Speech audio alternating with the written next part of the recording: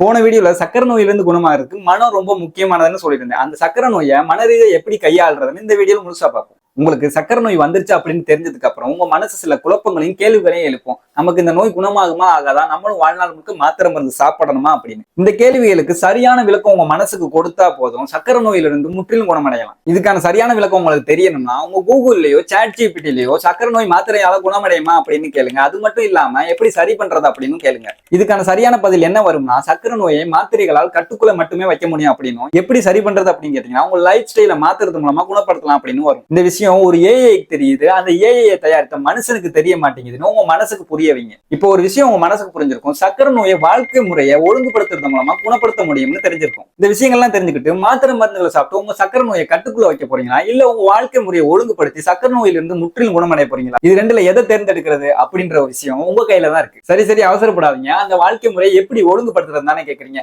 அந்த வாழ்க்கை முறையை பற்றி அடுத்த வீடியோல முழுசா பார்ப்போம். இது உங்கள் சொல்லாத உண்மைகள். நான் உங்கள் தினேஷ். மீண்டும் அடுத்த உண்மைகளுடன் சந்திப்போம்.